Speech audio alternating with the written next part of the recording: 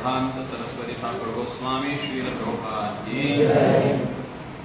श्रील गौर किशोरदास बाबाजी महाराज की, सच्चिदानंद भक्ति विनोद ठाकुर महाशय की, श्री श्री श्री जगन्नाथ दास बाबाजी महाराज की, प्रेम से गौर श्री कृष्ण चैतन्य प्रभु नित्यानंद श्री अद्वैत गदाधर शिवासादि गौर भक्तवृंद की, श्री रूप सनातन आदि षड्गोस्वामी प्रभु की, श्री गंगा मैया की जय, यमुना मैया की जय, तुलसी महारानी की, श्री वृंदावन धाम की, समवेत भक्तवृंद की, समवेत भक्तवृंद की, समवेत भक्तवृंद की, हिताय गौर प्रेमानंदे। ओम नमो भगवते वासुदेवाय।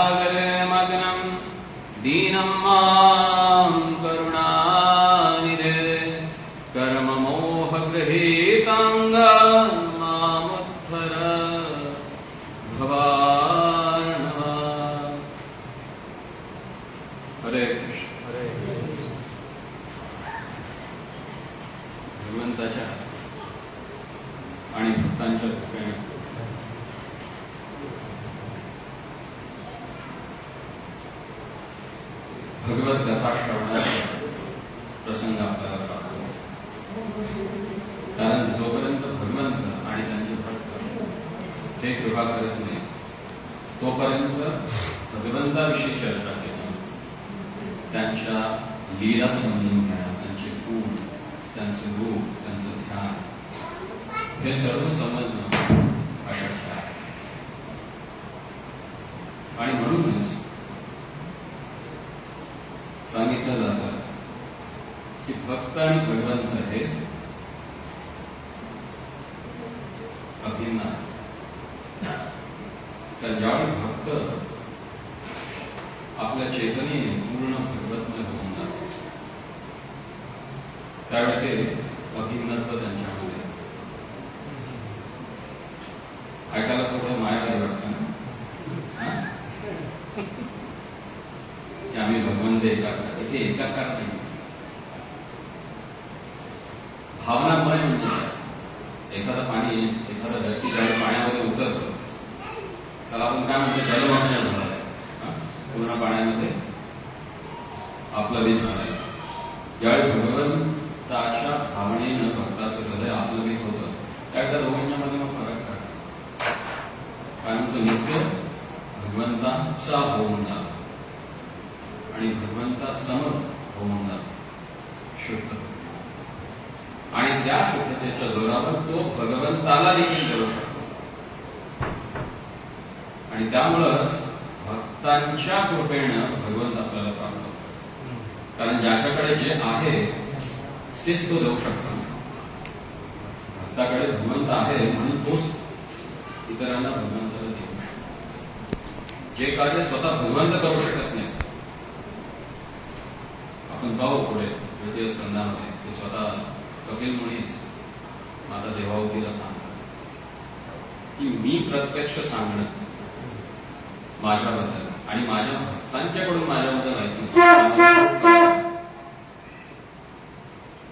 कारण ज्यावेळी भगवंत स्वतः सांगतात त्यावेळी फक्त एका जीवावर कृपा होते ज्याच्याशी ते बोलत असतात. पण तो भक्त ज्यावेळी सांगत असतो त्यावेळी तो सर्वांचीच दामोदर भगवान तो सर्वांचाच उद्धार करून टाकतो. कारण भगवंत देखील भगवंताविषयी भक्ताकडून ऐकायला येतात आणि हे काही शतकांपूर्वी झालेलं आहे आणि आजही होत आहे. आपण संत एकनाथ महाराजांविषयी ऐकलं असतं. ज्यावेळी ते कीर्तन करायचे त्यावेळी भगवंत साक्षात येऊन बसायचे. भगवंत पद्मपुराणामध्ये सांगतात की नाहं वसामि वैकुंठे योगिनां हृदये शिवा मद्भक्ता यत्र गायन्ति तत्र तिष्ठामि. इथं तिष्ठ हा शब्द दिला. तिष्ठ याचा अर्थ काय? वाट. जसं आपण विठ्ठल जे आहे पांडुरंग आहे ते विठ्ठल काय करतात? तिष्ठत उभ्या. त्या पद्धतीने भगवंत सांगतात की जिथे माझ्या भक्तांकडून माझं गुणगान होतं तिथं येऊन मी आतुरतेनं उभा असतो. म्हणून भक्ताच्या कृपेने भगवंत प्राप्त होतो. आणि आता आपण पाहतोय पद्मपुराणामध्ये जिथे श्रीमद भागवताचं महात्म्य वर्णन केलं. या 6 अध्यायांमध्ये सांगितलं गेलं की भागवताचं पठन श्रवण हे का आवश्यक आहे, त्याचं अध्ययन का करायला, आणि विशेष करून या घोर कलियुगामध्ये पद्मपुराणाचं वर्णन येतं की ज्यावेळी श्री वेदव्यासांनी अष्टादश पुराणांची रचना केली. भागवत देखील लिहून झालं. त्याच्यानंतर त्यांच्या मनामध्ये इच्छा होती की हे एवढं महत्वाचं ग्रंथ साहित्य मी निर्माण केलं पण हे कोणीतरी द्यायला हवं पुढे. तर हे कोण करू शकतो? तर त्याचं इथं वर्णन येतं की त्यांनी त्यावेळी वैष्णवानां यथा शंभू शिवजी जे आहेत त्यांचं त्यांना स्मरण झालं आणि त्यांनी शिवजींना प्रार्थना केली की केवळ तुम्ही एकच आहात जे हे ज्ञान पुढे देऊ शकता. आणि म्हणून त्यांनी वार्धक्यामध्ये पुत्र संतानाची किंवा पुत्र संततीची प्राप्ती व्हावी ही इच्छा व्यक्त केली. आणि शिवजींनाच प्रार्थना केली की तुम्ही स्वतः माझे पुत्र रत्न होऊन या. कारण तुम्हीच भक्ती, ज्ञान आणि वैराग्य ह्या तिन्ही गोष्टी परिपूर्ण. आणि भागवताचा वक्ता तोच व्यक्ती होऊ शकतो ज्याच्याकडे भक्ती आहे आणि त्या भक्तीबरोबरच ज्ञान आणि वैराग्य आहे. आणि शिव म्हणजे शुद्ध. शुद्ध म्हणजे सर्व कल्मशापासून. तेच केवळ ह्या भागवताचा प्रचार करू शकतो. पण पद्मपुराण हे शिव आणि पार्वती यांच्या संवादातून निर्माण झालेला ग्रंथ आहे. तर भगवान शिव स्वतः शुकदेव गोस्वामी म्हणून श्री वेदव्यासांच्या घरी जन्म घेतला. आणि सांगितलं जातं की हे अन्यत्र वर्णन येतं की शिव गोस्वामी शुक गोस्वामी हे राधाराणीच्या कुंजातील एक शुक आहे. शुक दीनबंधू प्रभू त्यांना म्हणायचे BIS वृंदावन इंटेलिजन्स सर्व्हिसेस. कारण भगवान कुठे आहेत, काय करतायत, काय त्यांची लीला चालू आहे ह्या सर्वांचं इत्तमभूत कथन ते राधाराणीला घेऊन करायचे, त्यामुळे त्यांना वृंदावन इंटेलिजन्स म्हणतात. तर तेच शुक गोस्वामी, तेच शुक म्हणून शुकदेवांच्या व्यासदेवांच्या घरी प्रकट झाले आणि जन्मताच ते ज्ञान आणि वैराग्याने परिपूर्ण. व्यासदेवांच्या पत्नीला किती वर्ष गर्भवास होता माहिती? त्यांनी म्हणजे गर्भ किती वर्ष धारण केला होता माहिती? 16 वर्ष. कशासाठी? त्यांना या भूतीकडे जायचं नव्हतं. हे दिव्य जीवात्मे जे असतात त्यांना यायचंच नसते. ज्यांना यायचं नसतं त्यांनाच भगवंत पाठवतात. ज्यांना यायचं असतं त्यांचं काय होतं? पतन होतं, पडतात. पाठवले जात नाही, पडतात. मग काय होतं? त्यांना इथं आल्यावर पडतच.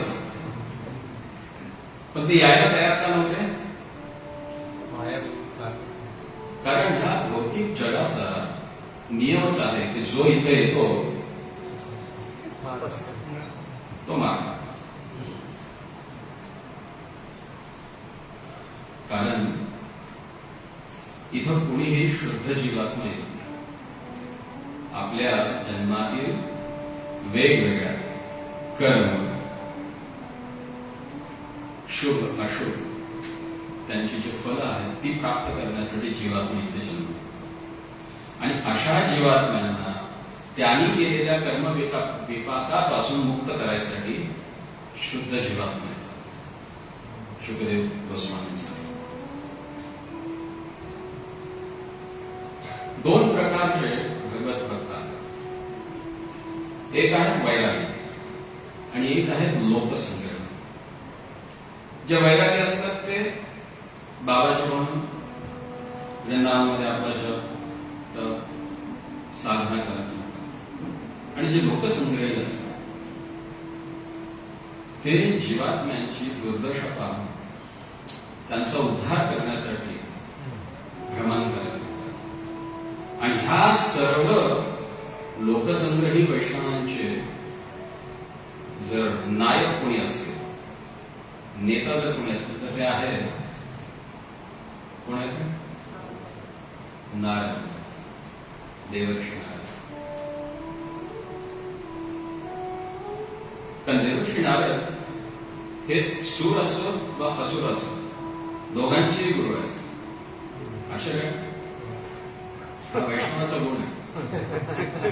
जसे भगवंत म्हणतात की मी सर्वांच्या बाबतीत समान आहे, समा सर्वेषु भूतेषु.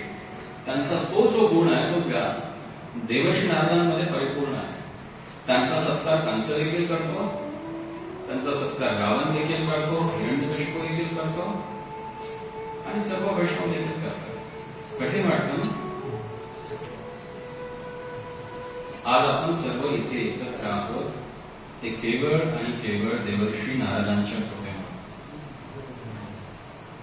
जर त्यांनी वेदव्यासांना सांगितलं नसतं की तुम्ही काय करायला हवं तर या श्रीमद महाभागवताचं प्राकट्य झालं नसतं. म्हणून खरोखर जर आपल्याला सर्वात प्रथम कृतज्ञता व्यक्त करायची असेल तर कुणाची करायला हवी? आपण करतो का? एखाद्या कलह करणाऱ्या व्यक्तीला, गाडी लावणाऱ्या व्यक्तीला आपण कुणाची उपमा देतो? मग हे काय म्हणतो? काय करतोय आपण? अशी जर वैष्णव निंदा किंवा असा वैष्णव अपराध जर आपण केला आणि तोही ज्यांच्या कृपेनं आज आपण भगवंताविषयी चर्चा करतोय तर आपलं काय होईल?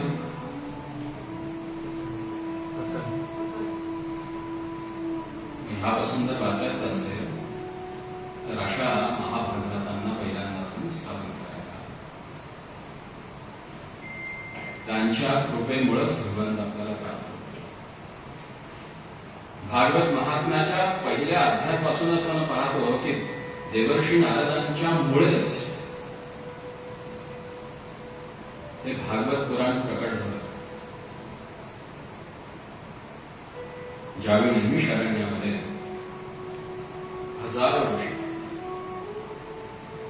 हजारो वर्षांचं यज्ञ सत्र चालू होतं. कशासाठी? भवद्भिर लोकमंगल, सर्व लोकांचं म्हणजे केवळ मनुष्य मात्राचं नाही, तर लोक म्हणजे वरचे 7 खालचे 7 असे 14 लोक जे आहेत त्या लोकांचं मंगल कशामध्ये होईल हे पाहण्यासाठी, हे करण्यासाठी हजारो वर्षांचं सत्र चालू होतं. आणि ते तुला नैमिषारण्य, कारण वर्णन केलं जातं नेमी म्हणजे नाभी म्हटलं जातं. तर पूर्ण ब्रह्मांडाची नाभी जिथे आहे ते आहे नैमिषारण्य.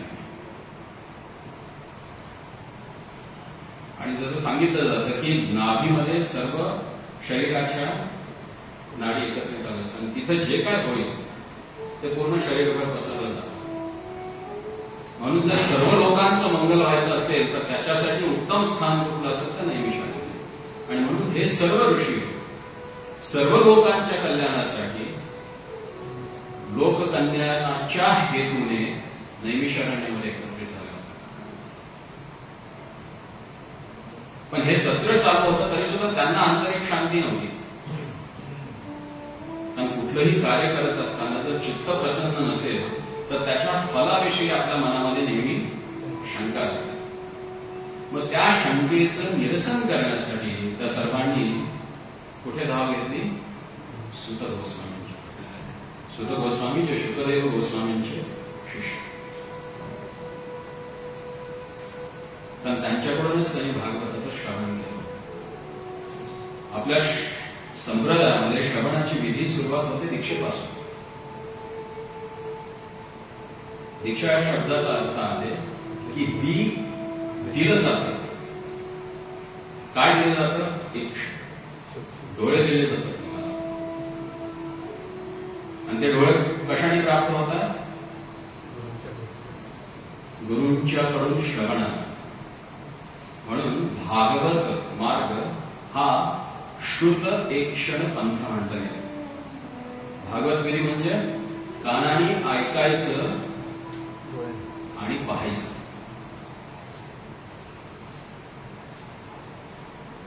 कानांचे डोळे करून पाहायचं. कारण ह्या चर्मचक्षुणी भगवंत दिसत नाही, पण त्यांच्याविषयी जर ऐकलं तर ते दिसतं. म्हणून भक्तिविनोद ठाकूर देखील आपल्याला सांगतात की गौरांग महाप्रभूंनी ज्या ज्या स्थानांना भेट दिली ते स्थान मी कुणावर पाहिन?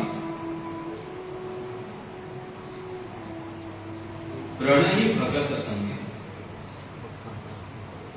हे स्थान हेरी हो आम्ही प्रणयी भगत संगीत.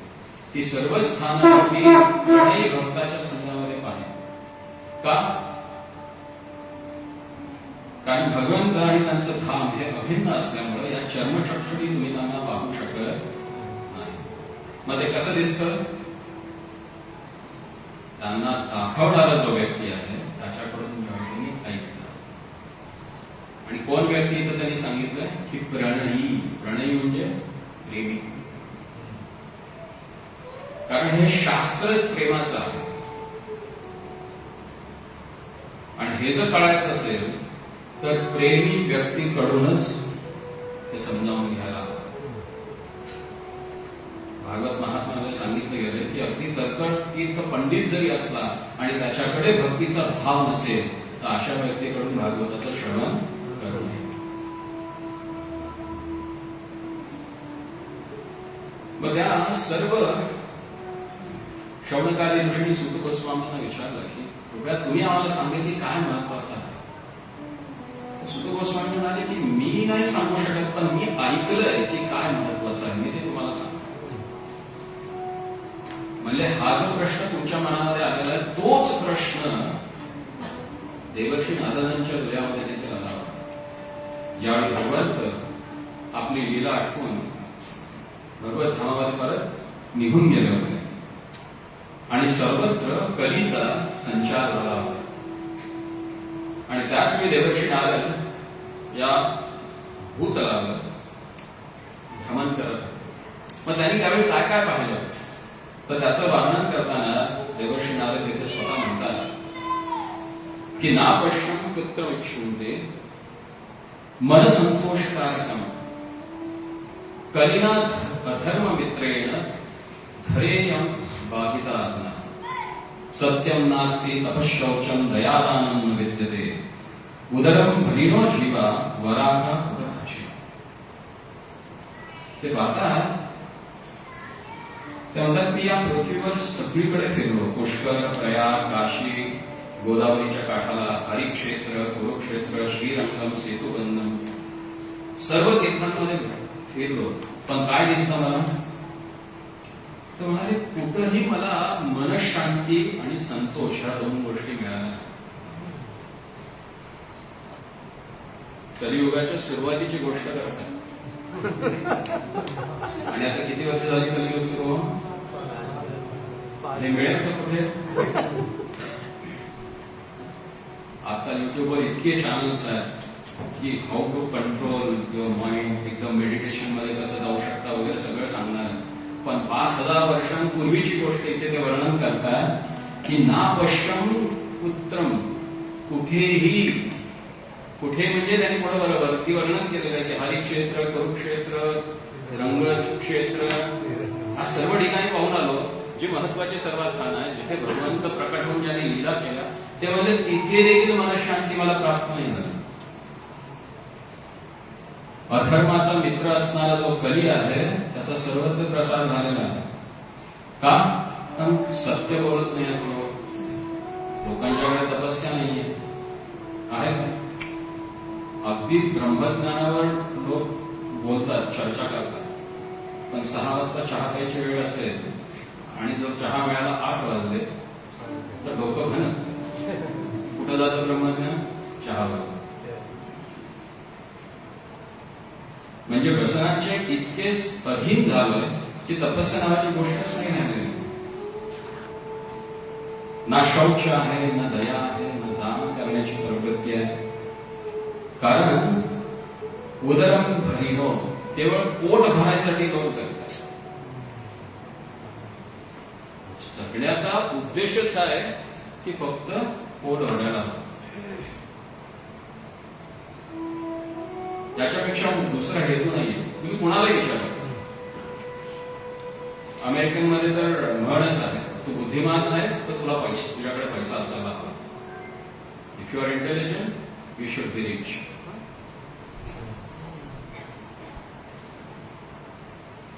पूर्वीच्या काळी ज्यावेळी तुम्ही लोकांना विचारायचे की तुमच्या शहरातला मोठा माणूस कोण आहे, तर पूर्वी काय सांगायचे? जसं कोल्हापूर म्हणलं की तर्कतीर्थ लक्ष्मण शास्त्री हे आठवायचे लोकांना, कारण विद्वान होते. आज जर विचारलं तर कोल्हापूरचा मोठा माणूस कोण, तर लगेच एखाद्या मोठ्या इंडस्ट्रीज किंवा पैशावाल्याचं नाव सांगतो. म्हणजे विद्वत्तेला स्थानच नाही राहणार. मोठेपण म्हणजे कोणाकडे किती धन आहे, ते कोणत्या मार्गाने कसं मिळालं याच्याशी काही लेणं नाही. पण मोठा माणूस म्हणजे धर्मान व्यक्ती हे मानलं जातं. म्हणजे जो जास्त पोट भरण्यासाठी पैसा कमावतो तो मोठा. म्हणून इथे सांगितलं की उदरम भरिनो जीवा, कलियुगातले जीव केवळ आणि केवळ पोट कसं भरायचं एवढंच जाणतात. मंदा सुमंत मदयो मंदभाग्योपद्रतः पाखांड निरथा संतो विरक्ता सपरिग्रह. मंद आहे म्हणजे आळशी आहे. सुमंत आहे. सुमंद याचा अर्थ की जी गोष्ट अतिशय सुलभतेने तुमच्या समोर दिलेली आहे ती सुद्धा स्वीकारण्याची ज्यांची इच्छा नाही त्यांना सुमंद म्हणते. जे भ्रमित आहे. नामसंकीर्तन साधन पै सोपे जळ केलं तो आपल्या जन्मांतराचे. तुकोबाराय सांगून गेले. पण किती लोक नामाचा स्वीकार करतात आणि केलं तरी त्याच्यामध्येही बरीच नामं. आता बोलला सुद्धा कुणाचं काही नाव घेतात पण देवाचं नाव काय घेत आहे का? काय म्हणतो तुकोबाराय त्यासाठी? अनेक जन्माची सुकृती बहुत सुकृतांची जोडी. मजला विठ्ठला बहुत सुकृतांची जोडी. अनेक जन्म जी काही सुकृत केलेली आहेत त्यांच्या म्हणजे पुण्याच्या संचयानं एखाद्या वेळी भगवंताचं नाव तोंडातून निघू शकतं. अशा सुमंद आणि इथे म्हणतात की मंद भाग्य उपद्रवता. आता उपद्रवताविषयी सांगायची काही गरज असते पण तो गुण तर प्रमुखतेनं आणि प्रबलतेनं आपल्यामध्ये आहे. इतकं मन चंचल आहे की आता इथे बसून देखील 10 वर्षापूर्वी दिलेले 10 रुपये आठवतात पण 10 मिनिटापूर्वी सांगितलेला श्लोक आठवत. ते उपद्रव देणारा मन घेऊन फिरणारे लोक होतात. आणि ते सांगतात की आजकाल संत म्हणणारे लोक देखील पाखंड लीलता म्हणून सांगितलं की पाखंडाने भरलेलं आहे. कथेच्या मेकअप करून येणार की कसा दिसतो त्याच्यामध्ये पाखंड जातो. आम्ही इथं देहातनं बुद्धीच्या वर यायसाठी प्रयत्न करतो आणि इथं देहालाच सजवलं जातं आणि लोक कटुभाषी नाही म्हणजे कडू बोलणारे. एखादा टॉन्ट मारणारा व्यक्ती असेल मराठीत काय म्हणतात टोमणे मारणारा व्यक्ती लोकांना विद्वान म्हणतो. काय मस्त येतो ना. आणि खरं बोलणारा आणि उपयोगाचं बोलणारा व्यक्ती बोरिंग होतो.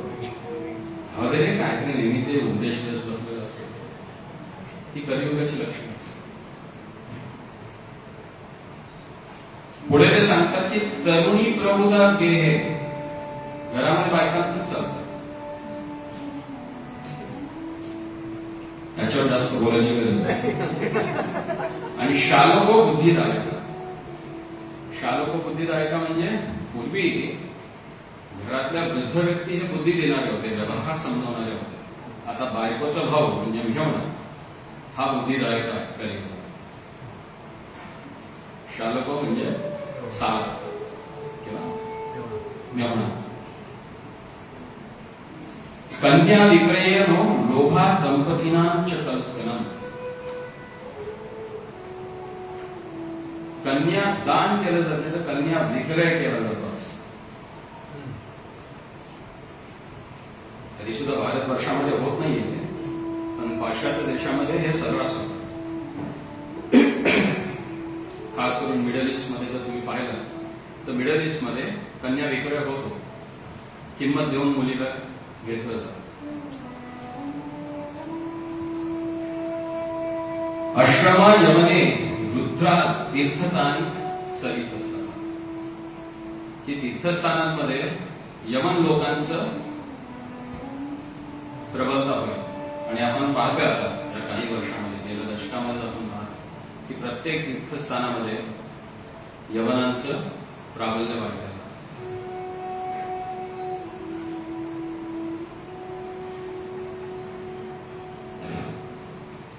ते म्हणतात की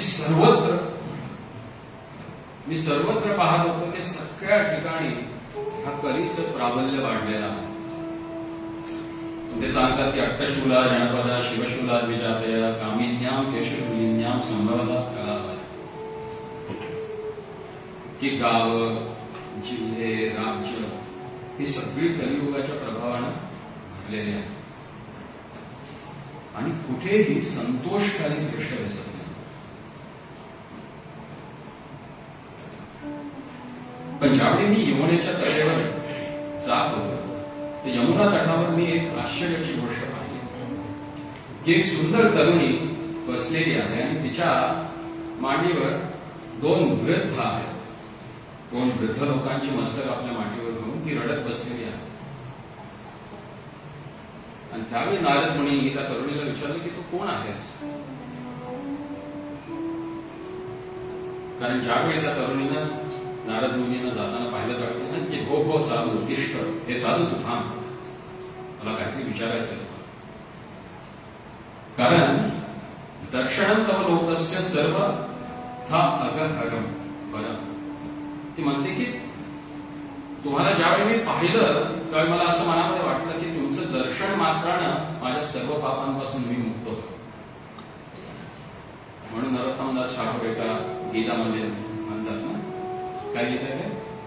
दर्शने पवित्र कोरो येई तुम्हाला. तर वैष्णवाचा हा गुण आहे की त्यांना पाहिल्यानंतरच व्यक्ती पापातून मुक्त होतो. आणि साक्षात भक्ती देवी नारदांना म्हणते की मी ज्यावेळी तुम्हाला पाहिलं त्यावेळी मला प्रत्यक्षाचं प्रमाण मिळालं की तुम्हीच आहात जे सर्व लोकांचं दुःख हरण करू शकता. आणि मला वाटतं की बहुधा तव वाक्येन दुःख शांती भविष्यति. माझं जे दुःख आहे हे तुमच्या बोलण्यामुळे कदाचित कमी होऊ शकेल. यदा भाग्यम भवेत् भुरी भवतो दर्शनम तदा. माझं भाग्य प्रबल आहे म्हणूनच मला तुमचं आता दर्शन होते. आणि त्यावेळी मग नारदजी त्यांना विचारतात, कासित्वं काविनो क्षेमानायः का पद्मलोचनाः वरदेवीं सविस्तारं स्वस्य दुःखस्य कारणं. की हे पद्मलोचना, तू कोण आहेस, कुठून आली आहेस आणि तुझ्या दुःखाचं कारण काय आहे हे मला सविस्तरपणे सांग. त्यावेळी ती बाला, ती तरुणी जी आहे ती सांगते की अहम भक्तिर इति व्याख्याता इमो मे तनयो मतो ज्ञान वैराग्य नामानो कालयोगेन जर्जरो. मी भक्ती म्हणून ओळखली जाते आणि ही माझी 2 मुलं आहेत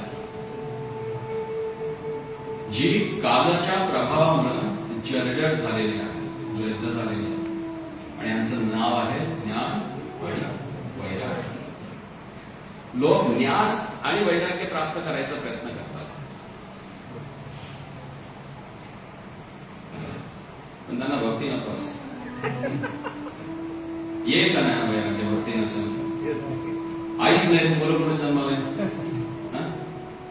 मग ज्यांना ज्ञान आणि वैराग्य हवं असेल तर त्यांनी काय करायला हवं? पहिल्यांदा भक्ती करा.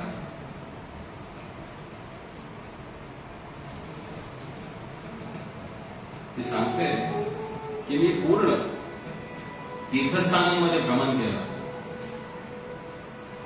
आणि काही वेळात असं होतं की सारी तीर्थस्थानं माझ्या सेवेसाठी येतात. ती म्हणते गंगाद्या सरितश्चैव मत्सेवार्थं समागता तापि तथापि न च मे श्रेयः सेविताय सुरेव.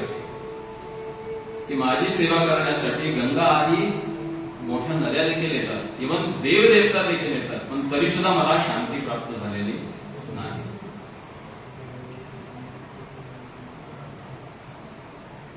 मग ती सांगते की उत्पन्ना द्रविडे देशे. माझा जन्म कुठे झालाय? द्रविड देशात, दक्षिण. साहम वृद्धी कर्नाटके तथा. कर्नाटकामध्ये माझी वाढ. क्वचित महाराष्ट्र, थोडीफार महाराष्ट्रात देखील. गुर्जरे जैनता जाता. पण मी ज्यावेळी वरती गुजरात प्रांतामध्ये आले त्यावेळी मी जीर्ण होते, वृद्ध होते. तत्र घोर कलेर योगात पाखंडे खंडितांगा दुर्बलाहं चिरम याता पुत्राभ्याम सह मुंदता. आणि जशी जशी मी वरती प्रवास करायला सुरुवात केला तशी तशी कलीच्या प्रभावामुळे लोक पाखंडी होत चाललेत आणि त्यामुळं मी आणि माझी मुलं दोघेही वृद्ध झालो. पुढे ती एक सर्वात महत्वाची गोष्ट सांगतो. वृंदावनम पुनःप्राप्य नवीनेव स्वरूपिणी. पण मी ज्यावेळी पुन्हा वृंदावन मध्ये आले त्यावेळी मला माझं नवीन स्वरूप प्राप्त झालं. जाताहम युवती सम्यक प्रेष्ठ रूपा तू सांप्रतम. आता तुमच्या समोर जी मी या सुंदर रूपामध्ये आहे ती ह्या वृंदावनाच्या प्रभावामुळे. याच्यावर आपण काय समजू शकतो? ज्या ज्यावेळी तुम्ही भक्तीमध्ये पूर्णपणे डाऊन होता, कुठे जायला? वृंदावनामध्ये गेल्यावर काय होतं? जाताहम युवती सम्यक प्रेष्ठा. भक्ती म्हणते की मी पुन्हा तरुणी होते. ज्यावेळी वाटतं ना अरे बस झालं मॅनेजमेंट, कुठे जायचं?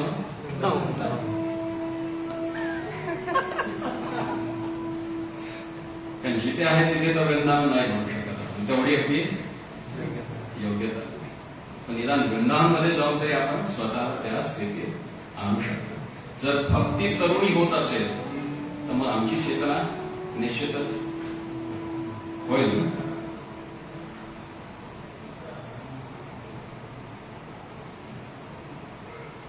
मग त्यांची ज्यावेळी देवर्षी नारद ते ऐकतात आणि विचार करतात की भक्ती आणि हे ज्ञान वैराग्य हे दोघे आहेत आणि हे कष्टामध्ये आहे. आता वृंदावनमध्ये ही तर तरुणी झाली पण मुलं आहेत तशीच आहे. काय करायला? मग ते सर्व ऋषींना बोलवतात, वेदांचं संहितांचं पठण पाठन सर्व काही सुरू होतं. पण ते त्यावेळी थोडेफार डोळे उघडतात आणि ते बघतात ज्ञान आणि वैराग्य, पण त्यांच्यात इतका फरक पडत नाही. मग भक्तीमध्ये काहीतरी करायला हवं तुम्ही. आणि वैष्णवाचं सर्वात महत्वाचं हे काय गुण काय आहे? परदुःखी. नारद म्हणतात ठीक आहे मी प्रयत्न करेन. आणि मग ते तिथून सरळ कुठे जातात? बद्री विशाळ. या भारतवर्षामध्ये 7 अरण्य आहेत. नैमिषारण्य, चंपारण्य, दंडकारण्य आणि बद्री विशाळ. तर तिथं गेल्यानंतर ते कुणाला भेटतात?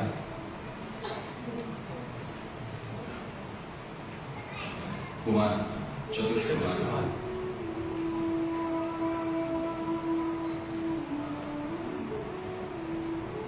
ज्या चतुष्कुमारांना भेटतात तर चतुष्कुमार त्यांना विचारतात की आज इकडे कसं काय? कारण काहीतरी महत्वाचं असतं त्याच वेळी तुम्ही असता. आता अशा कोणाकडे जात नाही. म्हणजे नक्की काहीतरी आहे. तुमच्या येण्यामुळे ह्या जगात काहीतरी होणार आहे आणि निश्चितच ते लोकमंगल असणार. त्यावेळी देवर्षी नारद त्यांना सांगतात अधुना कलिय आयाता. आता कलियुग आलेला आहे आणि कलियुग काय आहे? सर्व साधन बाधक. अध्यात्मामध्ये प्रगती करण्यासाठी कुठलंही साधन स्वीकारायचं झालं तर त्या साधनामध्ये बाधा निर्माण करणं हे कलीचं पहिलं कार्य आहे. जर तुमच्या साधनेमध्ये कोणी बाधा करत असेल तर तो कलीचा कोण आहे? शेला. मग अशांपासून जवळीक साधायची की दूर ठेवायचं? सुरक्षित अंतर ठेवायचं. हे कलीचे साधक, कलीचे जे चेले आहेत जे तुमच्या साधनामध्ये बाधा करणार आहेत त्यांच्यापासून दूर राहा. कारण या कलीच्या प्रभावामुळं विप्रही भागवती वार्ता गेहे गेहे जने जने कालिता कनलोभेन कथासारस तत्वगता. या कलीच्या प्रभावामुळं विप्र त्या ब्राह्मणाला म्हटलं जातं वेदशास्त्र ज्यानं पठन केलेलं आहे, अध्ययन केलेलं आहे. आणि असे विप्र इथं ते म्हणतात की कनलोभेन ते कथा करतात भगवंताविषयी, परंतु कशाच्या लोभामुळं? कण. कारण पृथ्वी पूर्वीच्या काळी दानामध्ये भरपूर मात्रामध्ये अन्न वगैरे दिलं जातं, त्याला कण म्हणतात. तर कण लोभेनं भरपूर आपल्याला मिळावे या लोभामुळे ते कथा करतात. आणि त्या लोभामुळे काय होतं? ते म्हणतात की कथा सार तत्वगतः, कथेचं सार निघून जातं. पंडितास्तु रमन्ते महिषाय. मोठे मोठे पंडित देखील इंद्रिय तृप्तीसाठी महिषा म्हणजे म्हशी असतात त्या म्हशींप्रमाणे रममान झालेले आहेत. त्यामुळे शास्त्राचं, शास्त्र अध्ययनाचं, ध्यानाचं सर्वाचं फळ निष्फळ निघून गेलं. सर्व गोष्टींचं सारच निघून गेलेलं आहे. अतिउग्र भूरिकर्मानी नास्तिका रवरवा जना ते अतिष्ठन्त तीर्थेषु तीर्थसारस तत्वगता. तीर्थातलं देखील सार निघून गेलेलं आहे. कारण उग्र कर्म करणारे पाखंडी लोक हे तीर्थस्थानामध्ये राहिलेले आहेत. आजकाल सर्वात मोठी टुरिस्ट इंडस्ट्री झाली आहे. लोक तीर्थयात्रेसाठी जात नाही, कशासाठी जात आहे? टुरिझम, पर्यटनासाठी जात आहेत, तीर्थाटनासाठी जात नाही. आणि पर्यटन जिथं असतं तिथं मग अनेक गोष्टी होतात ज्या अवाच्य आहेत, बोलण्यासारखे देखील नाही. आणि त्यामुळे तीर्थ देखील हळूहळू लोप होत चालले. आणि एखाद्या दिवशी मग जसं केदारनाथ मध्ये झालं तसं एखाद्या तीर्थामध्ये होऊन जातं आणि सगळं मग होऊन जातं.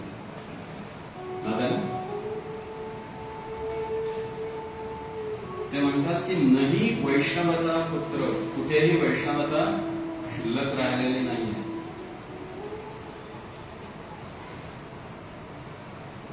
मग अशा परिस्थितीमध्ये काय करायला हवं हा प्रश्न घेऊन मी तुमच्याकडे आलो आहे. त्यावेळी तुम्ही आम्हाला याच्याविषयी मार्गदर्शन करा. मग त्यावेळी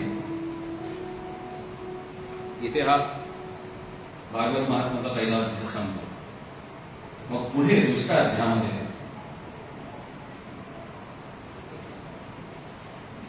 नारद मुनी पुन्हा प्रश्न विचारतात चतुष्पवारांना की कृपया तुम्ही सांगा, कारण सत्यादी त्रियुगे बोध वैराग्य मुक्ती साधक.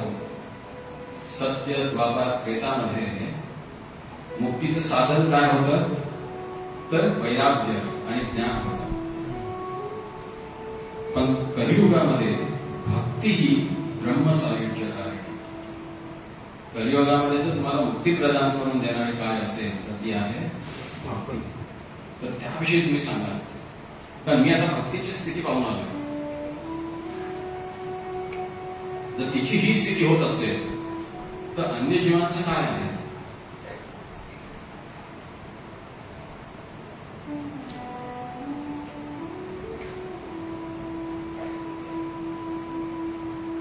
आणि नारदजी भक्तिदेवीला वचन घेऊन आलेले असतात की कलिना सदृशो कोपी युगो नास्ति वरानने तस्मिन् त्वां स्थापयिष्यामि देहे देहे जनेन. ह्या कलियुगासारखं दुसरं युग नाहीये. हे असं का म्हणता येतं? कारण जी गोष्ट बाकीच्या 3 युगांमध्ये अतिशय परिश्रम करून प्राप्त केली जाते. सत्ययुगामध्ये मोठमोठे ध्यान करणं बरेच वर्ष, 1000 लाखो वर्ष, कारण त्यावेळी त्यांची आई देखील तेवढी असायची आणि वातावरण देखील तितकं शुद्ध होतं, स्थान शुद्धी देखील तितकीच होती. आणि त्या प्रभावामुळं ते त्याने त्यावेळी ध्यान, ते ध्यायते विष्णू त्रेतायाम यजतोमुखे. त्रेतायुगामध्ये यज्ञ करून यायचे, पण ते यज्ञ सोपे नव्हते बघा.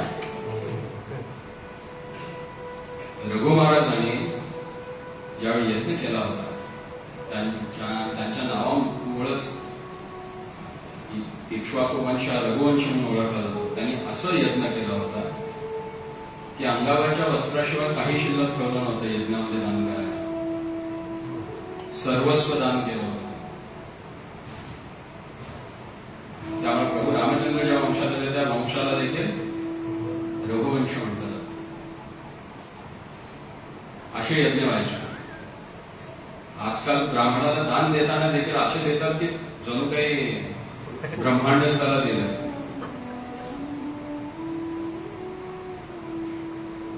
द्वापारामध्ये परिचर्या, पूजेच्या सर्व नियमांचं पालन करून केली जायची. तिथी, वार, नक्षत्र, मुहूर्त ह्या सर्वांच्या गोष्टींचा विचार करतो. आजकाल त्या गोष्टी कोणाला कल्पनाच नसतात. लग्न 11:15 आणि वरात येते 4:30 वाजता होत ना. आणि पुढे म्हणतात विधी विधानानुसार लग्न केले टिकतात कुठं म्हणून आम्ही कोर्ट मॅरेज केलेलं होत आहे ना. लोकांचा विश्वास उडत चालला विधी विधानांचा. कारण तुम्ही दिलेल्या मुहूर्तावर जर कार्य केले नाही तर कसं शक्य? मुहूर्त ज्यावेळी तुम्ही काढता तर लग्नाची पत्रिका पहिले कुणाला दिली जाते? सर्वात पहिली पत्रिका कुठे दिली जाते? का देतात त्यांना? अडचणी येऊ नये.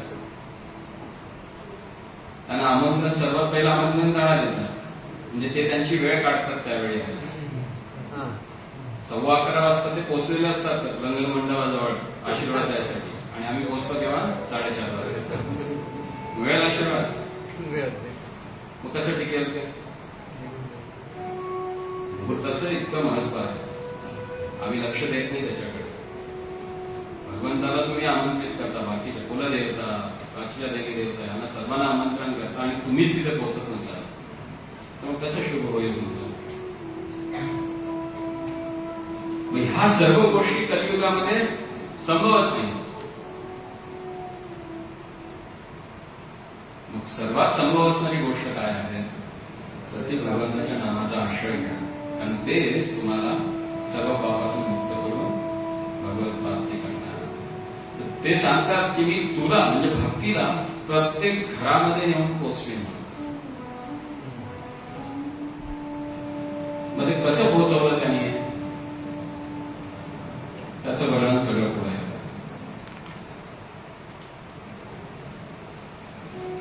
ज्यावेळी ते कुमारांना हा प्रश्न करतात, ते इथं सांगतात की हरिशरणम हिय नित्यम येषां मुखे वचः, की ज्यांच्या मुखामध्ये केवळ हरिशरणम हा शब्द असतो, ते जे चतुष्कुमार आहेत, त्यांच्याकडूनच या शांतीसाठी आवश्यक असणार साधन जे ते प्राप्त होऊ शकतं. कारण ते आपल्या शब्दातूनच व्यक्त करतात की तुम्हाला खरोखर शांती प्राप्त करायची असेल तर काय करायला हवा? हरिही शरणम, भगवान श्री हरींचा आश्रय घेणं आवश्यक आहे. ते म्हणतात की माम चिंता करू देवर्षे हर्षम चित्ते समावहा, उपाया सुख साध्यो अत्र वर्तते पूर्व एवही. नारदा म्हणजे तू चिंता करू नकोस. तर नारदांची चिंता काय आहे? भक्ती ज्ञान विरागानां सुखम उत्पद्यते कथम स्थापनम सर्व वर्णेषु प्रेमपूर्वम प्रयत्नता. म्हणतात की भक्ती ज्ञान आणि वैराग्य यांना मी कशा प्रकारे शांती प्राप्त करून देऊ, आणि कशा प्रकारे त्यांची स्थापना प्रत्येकाच्या हृदयामध्ये मी करू, हा नारदांचा प्रश्न आहे. ज्यावेळी एखादा भगवत भक्त एखाद्या मोठ्या भक्ताला, श्रेष्ठ भक्ताला, वरिष्ठाला जाऊन भेटतो, त्यावेळी प्रश्न काय असतो त्याचा? लोकांच्या मांगल्याचा प्रश्न असतो. तो स्वतःच्या गाराणी घेऊन नाही पोहोचत तिथे. तो काय पोहोचतो? तो लोकांचं हित कशामुळे होईल त्यासाठी काय उपाय हा विचारण्यासाठी तो तिथे पोहोचतो. मग ज्यावेळी हा प्रश्न घेऊन ते पोहोचतात त्यावेळी म्हणतात की अरे चिंता करू नका, ह्या जगतामध्ये येणाऱ्या समस्यांचं निराकरण पूर्वीच करून ठेवलेलं आहे, फक्त ते लोकांनी स्वीकारायला हवं. समस्या आहेत कारण त्या समस्यांचं काहीतरी समाधान आहे म्हणून. तर समाधान पहिल्यांदा येतं, त्याच्यानंतर समस्या येतात. अन्न पहिल्यांदा येतं, मग भूक लागते. का भूक लागल्यावर अन्न येतं? आधी बनवलेलं असतं, कारण तुम्हाला भूक लागणार आहे माहिती आहे. 1 वाजता जेवता तर 11 वाजता अन्न बनवायला चालू झालेलं असतं. म्हणजे पहिल्यांदा काय निवारण निघाले आणि मग समस्या आहे ना. त्यामुळे ह्या जगात असं काही नाही की ज्याचं समाधान नाही. इथे ते सांगतात की मा चिंता करू देवर्षे हर्षम चित्ते समावा, मनामध्ये हर्ष ठेवा, उल्हासित राहा. का? उपाया सुखवासार्थ, यांचा उपाय, हा सुखप्राप्तीचा उपाय वर्तते पूर्व येवही, पहिल्यापासून आपल्याकडे आहे. अहो नारद धन्योसी विरक्तानां शिरोमणी, सदा श्रीकृष्ण दासानां अग्रगणी योग भास्कर. हे देवर्षी नारदांचं चरित्र आहे. काय आहेत ते इथे म्हणतात, हे नारदा तुम्ही धन्य आहात. का? विरक्तानां शिरोमणी, तुम्ही विरक्त व्यक्तींमधले सर्वश्रेष्ठ आहात, शिरोमणी आहात. कशामुळे? सदा श्रीकृष्ण दासानां अग्रणी योग भास्कर, कारण तुम्ही भगवान श्रीकृष्णांच्या दासांमधील सर्वश्रेष्ठ आहात आणि योग भास्कर आहात. योग या शब्दाचा अर्थ आहे जोडणे. जो ज्या साधनाद्वारे भगवंतांना जोडण्याची इच्छा ठेवतो त्याला जोडण्याचं कार्य म्हणून करतात देवर्षी नारद. सत्ययुगामध्ये योगाद्वारे त्याने कुणाला जोडलं?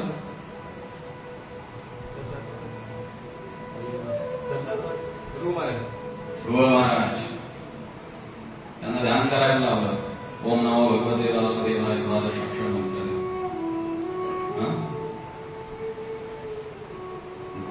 त्रेतायुगामध्ये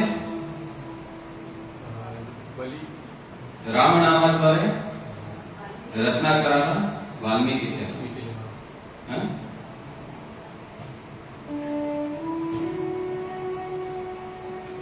द्वापारामध्ये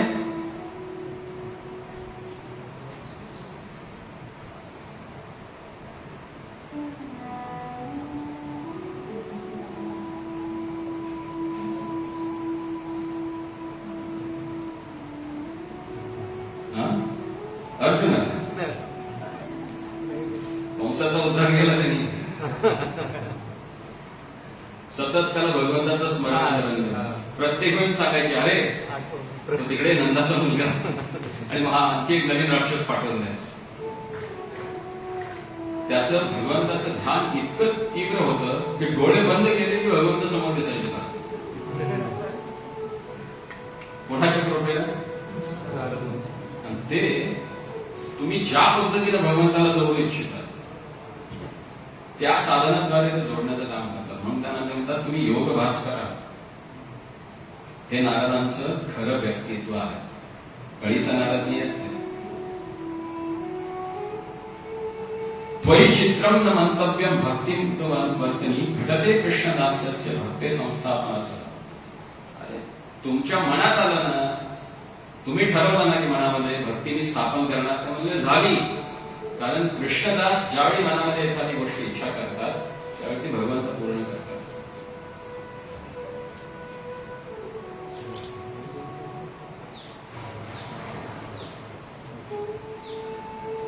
मग ते पुढे सांगतात की सत्कर्म सूचको नूनं ज्ञान यज्ञास मतोदयी श्रीमद भागवत लाभः सतु गीतः शुकादिवी भक्ति ज्ञान विरागानां तत्पोषणे बलं महत् व्रजिष्यति द्वयो कष्टं सुखं भक्तेरभिष्यति प्रलयं हि गमिष्यन्ति श्रीमद भागवतध्वने कलेर्दोषा इमे सर्वे सिंह शब्दात प्रकारिव.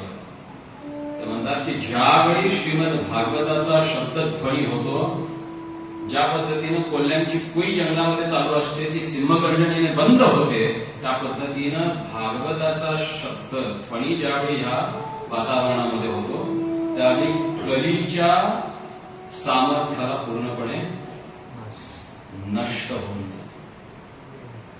म्हणून ते सांगतात की कलियुगामध्ये भागवत वार्ता ही सर्वात महत्वाची आहे. भागवत वार्ता म्हणजे भगवंताचे भक्त आणि भगवंत यांच्याविषयी चर्चा कथा ही सर्वात महत्वाची आहे. तत् घोषणे बलम महत्. भागवताच्या ध्वनीमध्ये इतका बल आहे की त्या घोषणेने काय होईल? भक्ती, ज्ञान आणि वैराग्य हे पुन्हा प्रस्थापित होईल.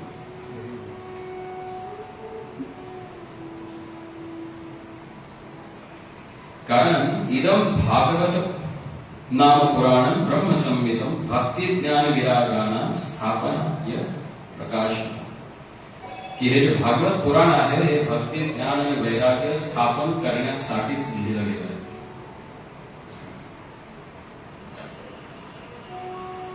वेदांत वेद सुस्नाते गीताया अपि कर्तरी परितापवती व्यासे मुह्यत्य ज्ञान सागरे. कारण या भागवताची निर्मिती केव्हा झाली आहे तर ते सांगतात की परिपक्वता. भागवताची भाषा ही वेदव्यासांची समाधी भाषा आहे. त्यामुळे ती जर समजायची असेल तर त्याच स्थितीला आपण पोहोचायला. कारण व्यासांच्या परिपक्वतेमध्ये भागवताची रचना झालेली आहे. आणि हे ऐकल्यानंतर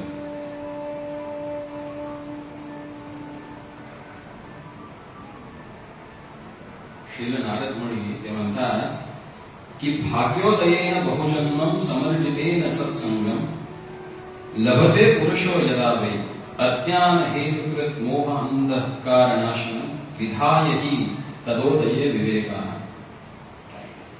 की जो व्यक्ती या श्रीमद भागवताचा आश्रय घेईल त्याचा भाग्योदय होईल आणि सत्संगामध्ये त्याला अज्ञान अंधकार मोह ह्या सर्व गोष्टी नष्ट करणार हे श्रीमद भागवतम त्याला अंततो गत्वा उत्तम गती प्राप्त करून देईल. आणि मग नारद सांगतात तृतीय अध्यायाच्या पहिल्या श्लोकामध्ये कुमारांना की ज्ञानम यज्ञम करिष्यामि शुभशास्त्रतोज्वलम भक्ती ज्ञान विराजानां स्थापनार्थ प्रयत्नता.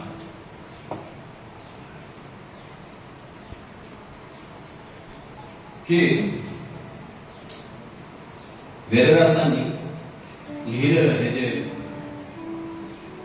भागवत शास्त्र आहे त्याला शुभशास्त्र देखील म्हटलं जातं आणि ते उज्ज्वल आहे. उज्ज्वल त्या गोष्टीला म्हणतो आपण ज्याच्यामध्ये कुठलाही डाग नसतो त्याला उज्ज्वल म्हटलं जातं. तर शुभशास्त्र हे उज्ज्वल आहे कारण त्याच्यामध्ये काम रोग मद मोहवच ह्या गोष्टी ज्या डागाळणाऱ्या आहेत आमच्या हृदयाला त्यात काहीच नाही आहे. आणि ते म्हणतात की मी पहिल्यांदा भागवताचा प्रचार केला ज्याच्याद्वारे भक्ती ज्ञान आणि वैराग्य हे प्रत्येकाच्या घरामध्ये पोहोचलं.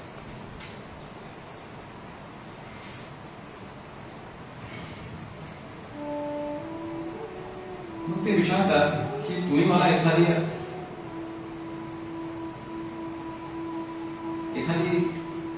कारण प्रत्येक गोष्टीला प्रमाण हवं असतं की मला एक प्रमाण द्या म्हणजे की ह्या भागवतामुळं कुणाकुणाचा उद्धार होऊ शकतो. कुमार म्हणतात सर्वांच होऊ शकतो. अगदी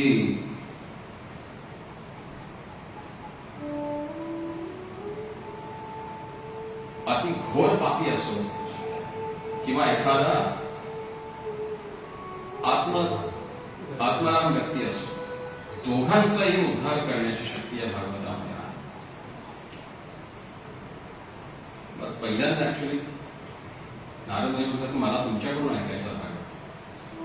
तर ज्यावेळी चतुष्मा तयार होतात भागवत सांगण्यासाठी पूर्ण ब्रह्मांडातले सर्व ऋषी एकत्र येतात आणि त्यांना कळतं की आता सर्वात महत्वाचं लोककल्याणकारक जे आहे त्याचं गुणगान होणार आहे आणि त्या कथामृताचा आपण स्वाद घ्यायला.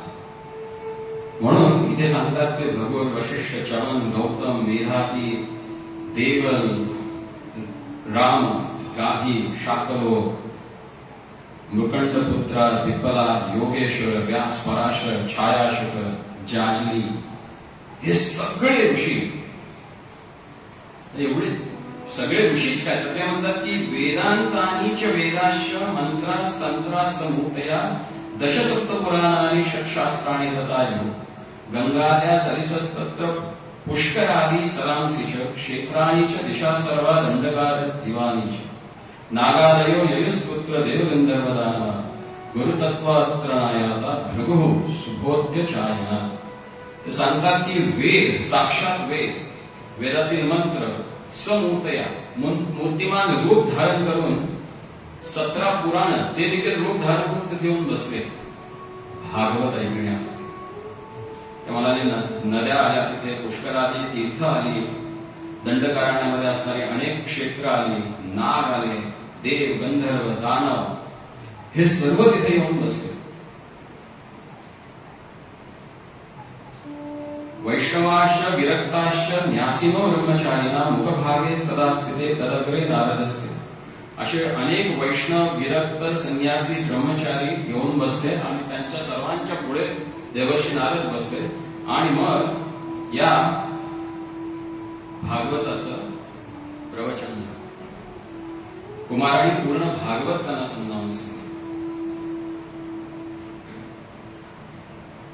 या भागवताचं गुणगान करताना चतुष्कुमार म्हणतात, सदा सेव्या श्रीमद भागवती कथा यस्या श्रवण मात्रेन हरिश्चित्तम समाश्रय.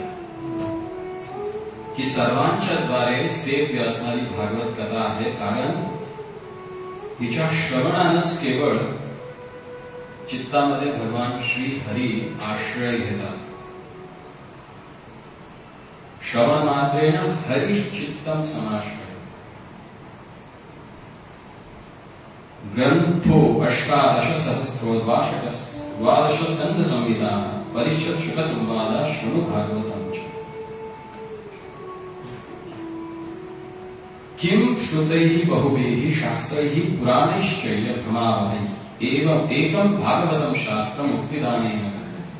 तर म्हणतात की सर्व बाकी शास्त्रांचं अध्ययन करण्याची गरज नाही किंवा पुराणांचं अध्ययन करण्याची गरज नाही, कारण त्याच्यावर तुम्ही भ्रमित होऊ शकाल. एकम भागवतम शास्त्र, केवळ एकच भागवत शास्त्र असं आहे की मुक्तिदानेन गर्जती, जे ओढून सांगते, घोषणा करून सांगते की जो कोणी माझा आश्रय घेईल त्याला मी मुक्त करेन. कथा भागवतीयस्यापि नित्यं भवति यद्गृहे तद्गृहं तीर्थरूपं हि वसतां पापनाशनं. ज्या घरामध्ये नित्य भागवत वाचलं जातं ते सांगतात की ते घर एका तीर्थाप्रमाणे होतं, जिथं गेल्यानंतर व्यक्तीचं पाप नाश होतो. अश्वमेध सहस्राणि वाजपेय शतानि च शुकशास्त्र कथा यश कलाम नारहति षोडश. जो कोणी व्यक्त या भागवताचं कथन करतो, श्रवण करतो, तो निश्चित रूपाने हजारो अश्वमेध आणि वाजपेयी यज्ञ करायचं त्याला पुण्य प्राप्त होतं, कारण तो मुक्त होतो. ते म्हणतात की श्लोकार्धम श्लोकपादम वा नित्यं भागवतोद्भवम पठस्व सुमुखेनैव यदिच्छसि परां गतिं. पुन्हा कुणाला या संसारातून मुक्त व्हायचं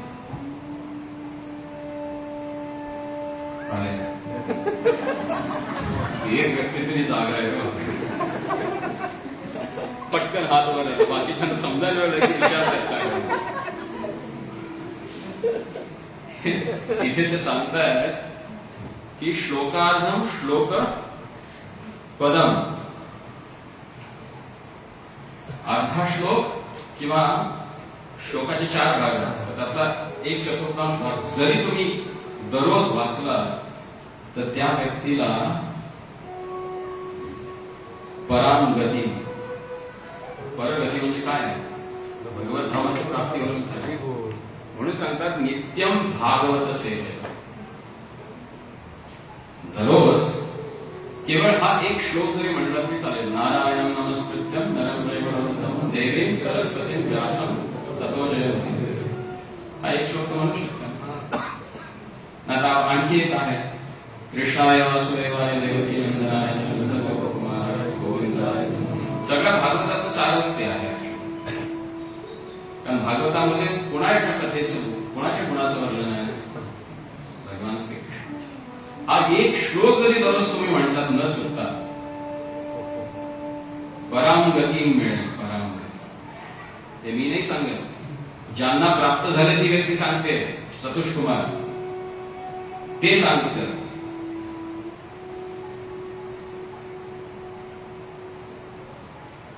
पुढे ते म्हणतात, यश भागवतम शास्त्रम वाचेत यत् अर्थतो निशम जन्मकोटी कृतं पापम नश्यते मात्र संशय. जो कधी चुकून देखील त्याच्या तोंडातून भागवताच्या श्लोकांचं उच्चारण झालं तर कोटी जन्मात केलेली पातकं नष्ट होतं तुमचं. आणि ते केवळ या कलियुगात शक्य आहे बघा, इतर युगांमध्ये नाहीये. म्हणून ते सांगतात की कलियुग न समो युगा. हा कलियुगासारखा युग नाही आहे तुमच्या उद्धारासाठी.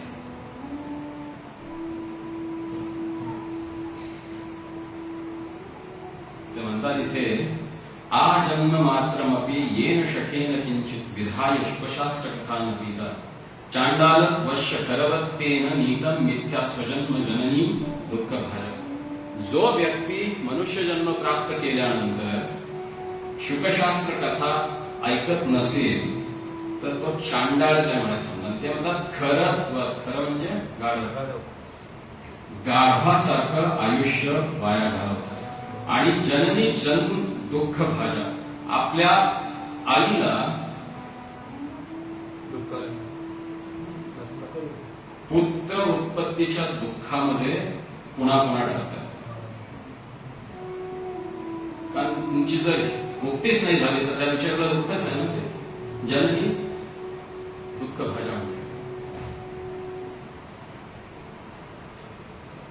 ते म्हणतात की धिक्तम नरश पशुसम भूवी भार रूपमेव वदंती दिवी देव समाज मुख्य. जरी देव समाजामध्ये मुख्य झालात आणि भगवत कथेविषयी जर तुम्हाला रुची नसेल तर तुम्ही केवळ भूवी भार म्हणता येईल.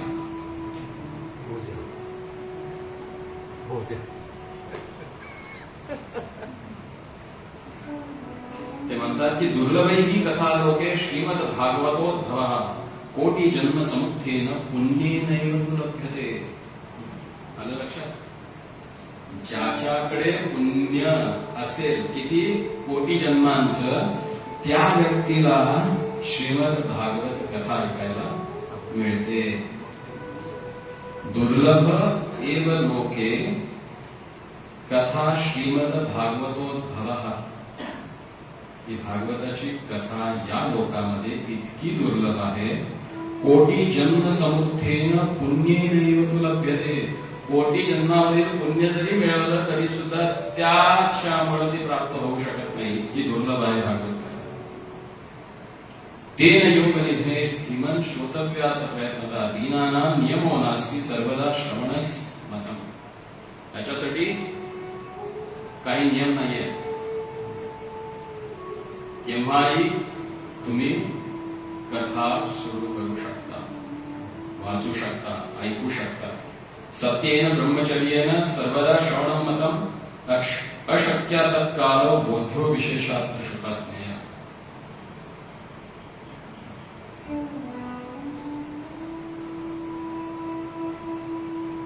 मग पुढे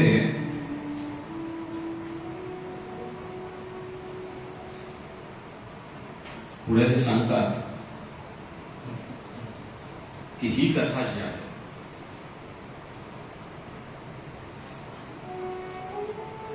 चतुष्कुमार नारदांना सांगतात की ही सर्वात पहिल्यांदा भागवत कथा केली होती उद्धवाने. आणि याचं वर्णन येतं स्कंद पुराणामध्ये. ज्यावेळी वज्रणा हे ब्रजचे राजा बनतात आणि परीक्षित महाराज हस्तिनापूरचे, त्यावेळी भगवंतांच्या साऱ्या पत्न्या ह्या वज्रनाभाबरोबर ब्रजभूमीमध्ये आलेल्या असतात. पण तिथं पाहतात की काहीच नाही. इथे द्वारकेच्या पत्न्यांना घेऊन वज्रनाभ इकडे आलेले असतात आणि इथे पाहतात की इथे काहीच नाहीये. मग ते परीक्षित महाराजांना बोलवतात आणि विचारतात की तुमच्या आजोबांनी मला ते इथलं राजा बनवलं, पण मी इथे राज्य कोणावर करू, इथे कोणीच नाही. मग त्यावेळी परीक्षित महाराज तिथे येतात आणि उद्धव कुंडाजवळ सर्वात पहिल्यांदा भागवत सांगितले. उद्धवांच्या द्वारे सर्व भगवंतांच्या पत्न्यांना. आणि तिथे उद्धव स्वतः सांगतात की स्वकीयम यत् भवत तेजश्च भागवते अदतः तिरोधाय प्रविष्टोयम श्रीमद भागवता. तिथे ते म्हणतात की मला भगवंतांनी सांगितलं होतं प्रभास क्षेत्रामध्ये की मी आता इथून अप्रकट होतोय, पण मी भागवताच्या रूपाने प्रकट होणार आहे. माझ्या सर्व तेजासह मी भागवतामध्ये प्रवेश करतोय. तेनेयम वाङ्मयम मूर्ती प्रत्यक्षा वर्तते हरिः सेवान श्रवणात पठनात दर्शनात पापनाशी. ते भगवंत स्वतः उद्धवांना सांगतात की जो कोणी या भागवताचं पठन करेल, श्रवण करेल, कीर्तन करेल किंवा येऊन दर्शन करेल, तर तो सर्व पापातून मुक्त होईल. दुःख दारिद्र्य दौर्भाग्य पाप प्रक्षालनाय च काम क्रोध जयार्थम हि कलौ धर्मो अयम नीतिः अन्यथा वैष्णवी माया देवे अपि सुदुष्ट त्यजः कथम त्याज्य भवेत् तुम्ही सप्ताह. जो कोणी 7 दिवसांमध्ये या भागवताचं पूर्ण श्रवण करेल किंवा पठन करेल तो या वैष्णवी मायापासून मुक्त होईल आणि भगवंताच्या धामाला प्राप्त करू शकेल.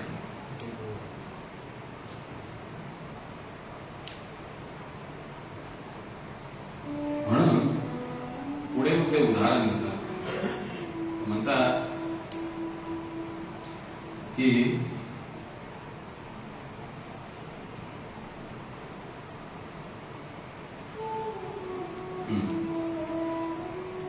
कुमार सांगतात मी तुम्हाला एक कथा सांगतो त्याच्याविषयी. अत्र कीर्तयिष्यामि इतिहासं पुरातनं तस्य श्रवणमात्रेण पापहानि प्रजायते. तुंगभद्रा तटे पूर्वं भूतोत्पन्न उत्तमं यत्र वर्णास्तवर्धेन सत्यकर्मरतः आत्मदेवापुरे तस्मिन् सर्ववेद विशारदः श्रोतं स्मार्तेषु निष्णातो द्वितीय एव भास्करः. की तुंगभद्राच्या तटावर आनंदवनामध्ये एक आत्मदेव नावाचा सर्वशास्त्र विशारद श्रौत्र आणि स्मार्त दोन्हीही कार्यांमध्ये अतिशय सुकुशल असणारा एक ब्राह्मण होता. ते म्हणतात इथे की द्वितीय इव भास्कर. ते इतके कुशल होते की ते ज्ञानामध्ये सूर्याप्रमाणे चमकत होते. पण तरी सुद्धा मनामध्ये त्यांच्या एक दुःख होतं आणि ते म्हणजे संतती नसते. ते जसे भास्कराप्रमाणे होते पत्नी त्यांची त्यांच्या बरोबर उलटी होती. लोकवार्त रथा क्रूरा प्रायशो बहुजल्पिका शूराच गृहकृत्येषु कृपणा कलह प्रिया. हे तिचे गुण होते. काय काय सांगितले? लोकवार्ता रथा चांडाळ चौकडे गावाची चर्चा करण्यामध्ये हुशार. लोकवार्ता रथा चांगला शब्द आहे. क्रूरा क्रूर होती. प्रायशो बहुजल्पिका. जल्पक म्हणजे बडबड आणि बहुजल्पिका म्हणजे तोंडाला कुलूपच नव्हतं.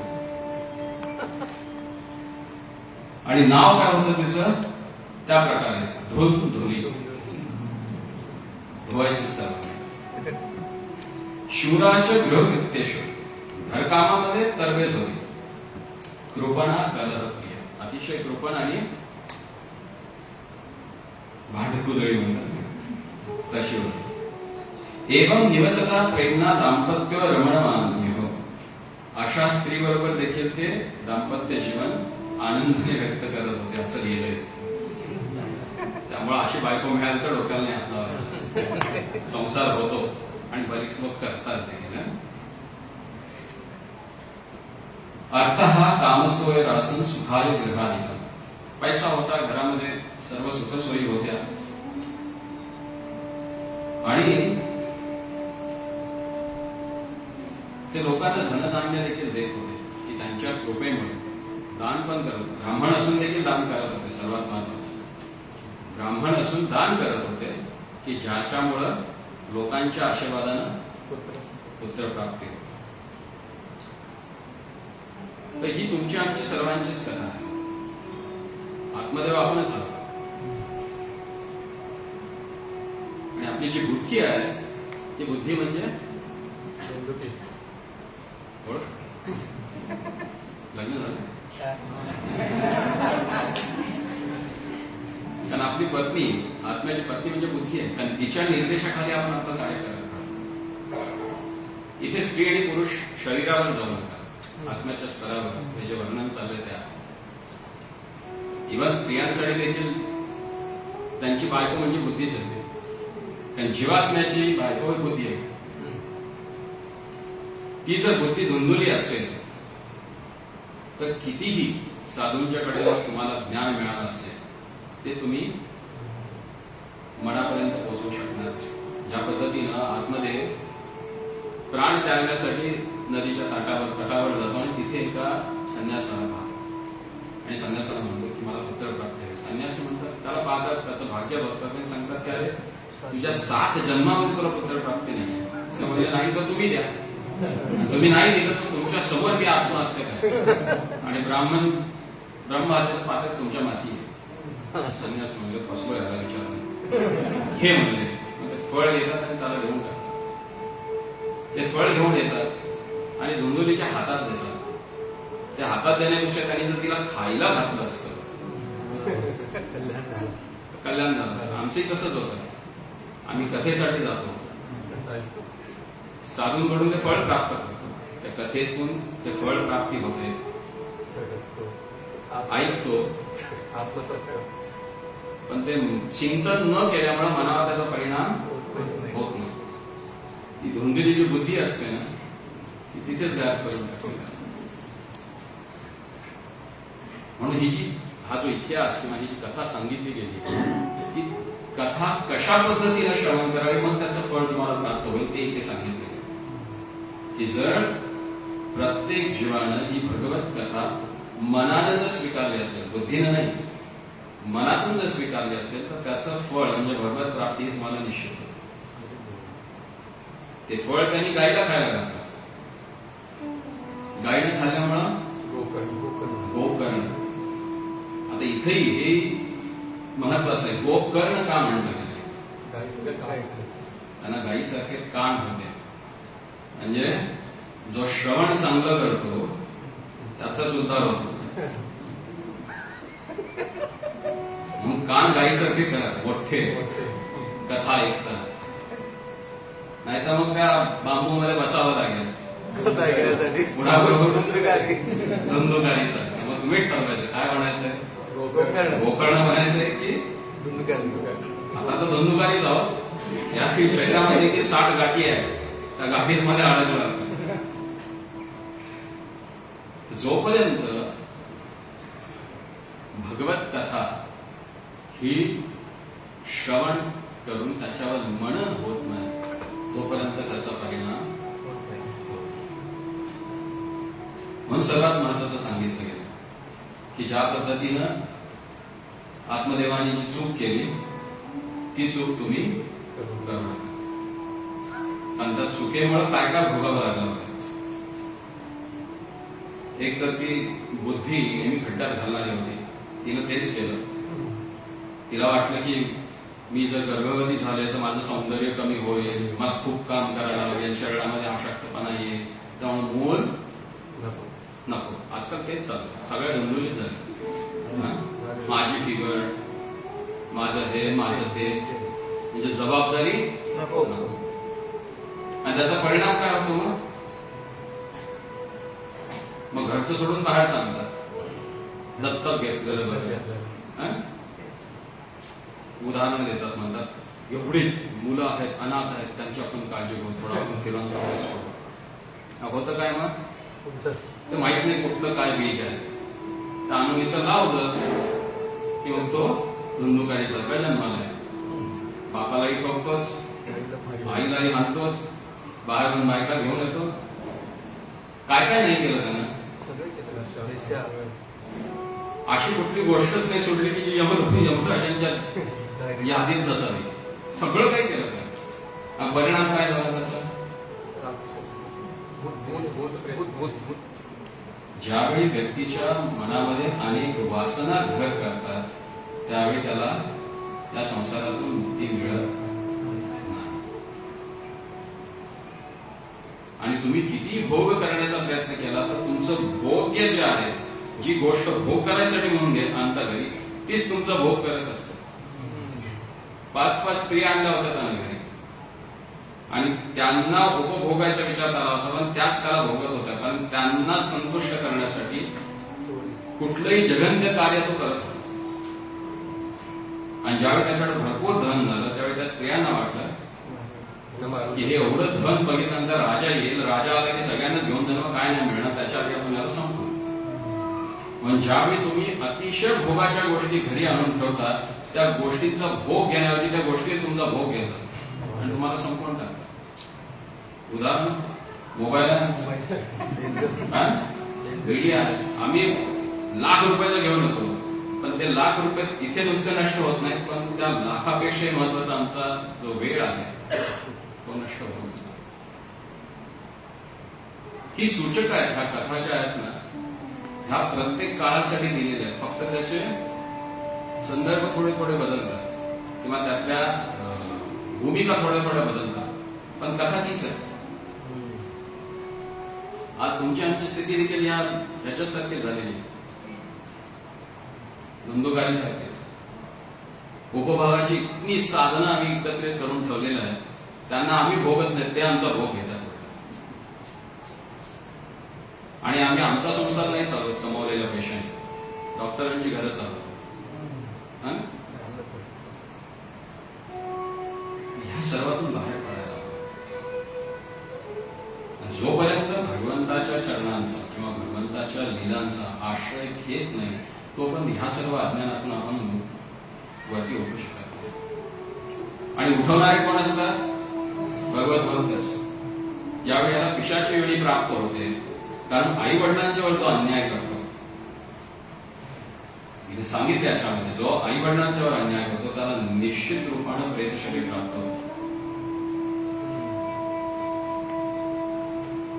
आणि तेच झालं धुंदुकार. आणि आई वडिलांवर केलेल्या अत्याचारामुळे किंवा अन्यायामुळे गोकर्णला ज्यावेळी कळते की धुंदुकारी मेलेला आहे, आपले आई वडील पण गेले, त्यावेळी गोकर्ण गयेला जाऊन त्याचं श्राद्ध करतात. पण तिथं श्राद्ध करून देखील ह्या प्रेताची मुक्ती होत नाही. म्हणून ते जेव्हा परी पुन्हा त्यांच्या घरी वापस येतात, परत आल्यानंतर त्यांना अचानक एका रात्री तो धुंदुकारी वायू रूपामध्ये दिसतो, भयंकर आवाज. ते म्हणतात, तू कोण आहेस, का इतका त्रास का होतोय तुला?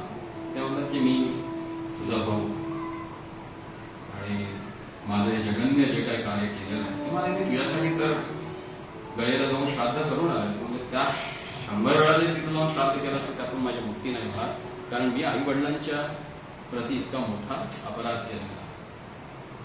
मग याचं कारण काय? तर म्हणजे तू शोधून काढ, म्हणून मी तुझ्याकडे आलो आणि तूच मला वाचू शकतो.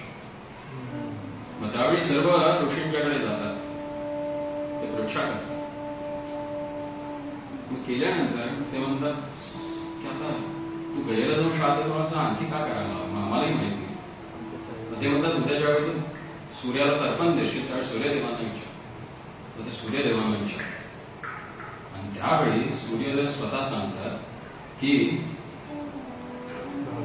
भागवत कथा करायला हवी याच्यासाठी.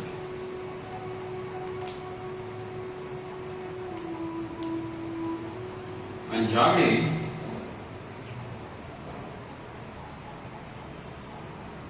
सूर्यदेवांची आज्ञा घेऊन गोकर्ण 7 दिवसाची कथा करतात. आता हा 7 दिवस झाला इतका चंचल असतो, कारण प्रेत शरीर म्हणजे वायू शरीर असतं. वायू कधी एका ठिकाणी राहत नाही. आता ह्याला एका ठिकाणी फक्त बांधायचं म्हणून एका 7 गाठ असलेल्या बांबूमध्ये त्याला बंदिस्त करतात मंत्राद्वारे. आणि जसजसं भागवत त्याचं पठण होतं एक एक दिवस, तशी एक एक गाठ त्याचा फुकण्याचा आवाज होऊन तो भर भर भर करून पूर्ण भागवत श्रवण केल्यानंतर त्याचा उद्धार. आणि सर्वजण पाहतात की वैकुंठातून विमान येऊन त्याला घेऊन चाललंय. सगळे एकमेकांच्या तोंडात बघायला लागतात.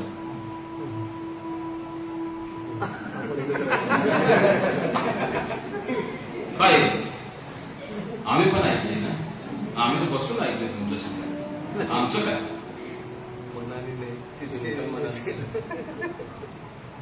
त्यावेळी हे महत्वाचं आहे, हे वाचतो ते.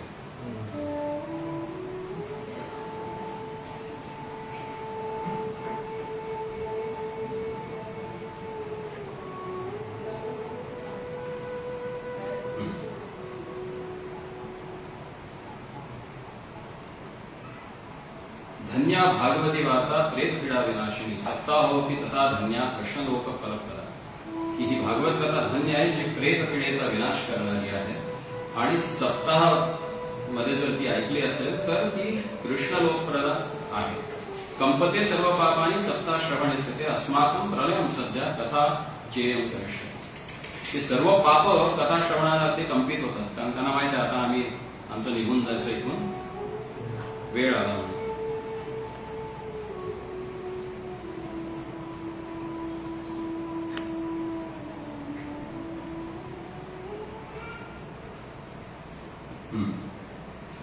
अदृढं च हतं ज्ञान प्रमादेन हतं श्रुतं संदिग्धो हि हतो मंत्रो व्यग्रचित्तो हतो जप. म्हणतात की आम्ही सर्वांनी कथा ऐकली पण आमचा का उद्धार नाही झाला. तर ते इथे सांगताय की श्रवणं तु कृतं सर्वेन तथा मननं कृतं फलस भेदोस्ततो जातो भजनादपि मानदा. ते सर्वांनी कथा ऐकली परंतु त्याचा परिणाम, त्याचं फल जे आहे त्याच्यामध्ये भेद आहे, कारण प्रत्येकाचं मन कुठं गुंतलंय त्यानुसार त्याला तो परिणाम मिळतो. सप्तरात्र उपशैव प्रेतेन श्रवणं कृतं मननादि तथा तेन स्थिरचित्ते कृतं वृषम्. मननादि स्थिरचित्तम, स्थिरचित्त ठेवून त्यानं मनन केलं. मन आणि चित्त याचा फरक माहित आहे का?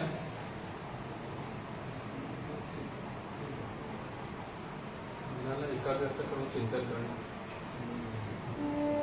म्हणजे काय?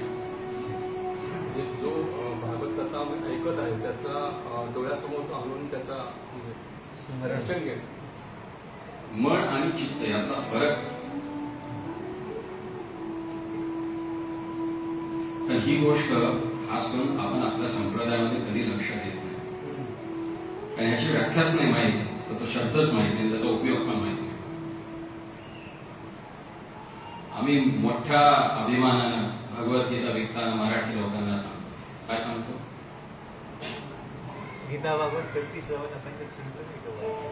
गीता भागवत कधी श्रवण अखंड चिंतन अखंड चिंतन. चिंतन कोण करतं? मन. आपण तिथंच तो घोळ आहे ना, म्हणतो आपण पण ते जाणत नाही.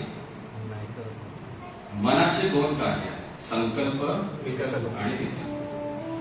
ज्यावेळी मन हे बुद्धीद्वारे, मन हे गतजन्मातील संस्काराच्या परिणामाने बुद्धीचा उपयोग करून ज्यावेळी मनाचा उपयोग केला जातो त्यावेळी ते चित्त होते. म्हणून मन आणि चित्त ह्या दोन गोष्टी मानल्या जातात. मनाचे 3 प्रकार आहेत. पहिलं मन रेग्युलर, जे संकल्प विकल्प करतात. ज्यावेळी चित्त म्हणून ज्याचा विचार केला, ज्याचा चित्त ठेव जरा म्हणतो काय ध्यान कुठे आहे, चित्त कुठं असतं तर. म्हणजे बुद्धीद्वारे मनाचा उपयोग ज्यावेळी केला जातो त्यावेळी चित्त म्हणलं जातं. म्हणजे बुद्धी ज्यावेळी सारथी बनते त्यावेळी मनाचा जो उपयोग होतो त्याला चित्त म्हणलं जातं, आणि त्या चित्तामध्ये चिंतन होऊ शकतं.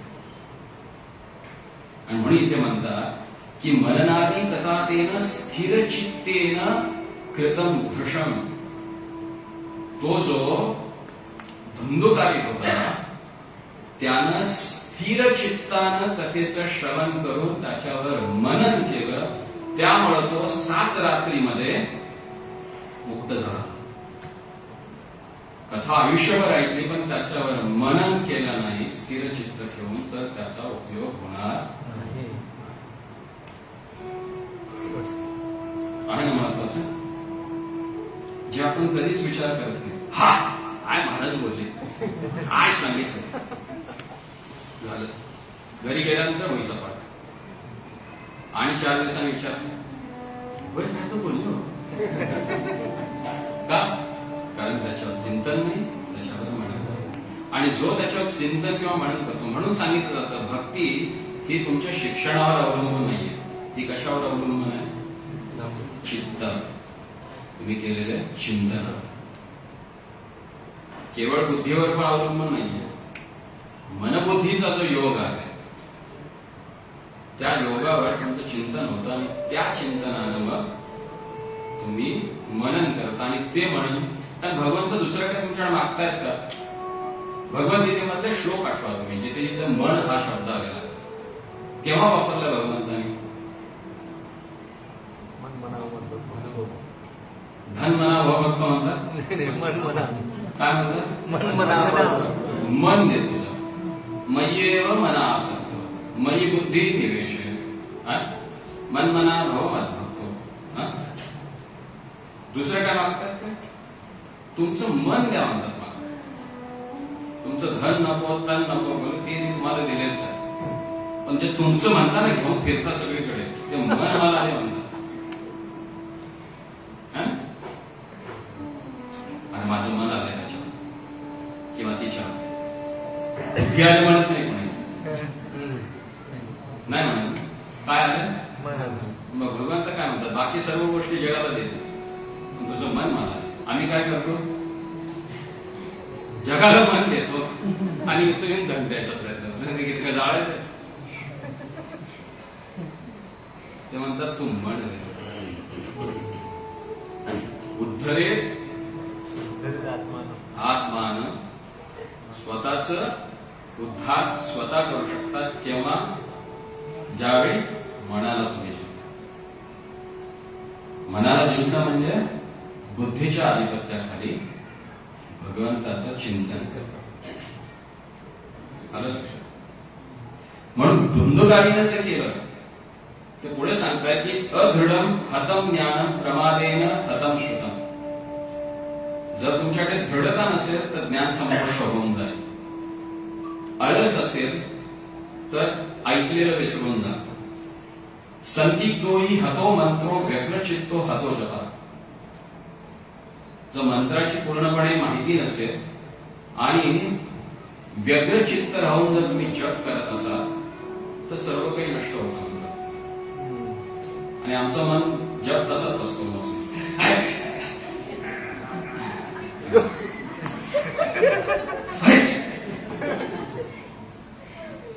म्हणजे ते व्यग्रचित्त असतं. मनामध्ये काय तर विचार येतो, मन तिकडे निघून जातं. मग अशामध्ये काय? व्यग्रचित्तो हतो जपा. तुमच्या जपाचा नाश होतो.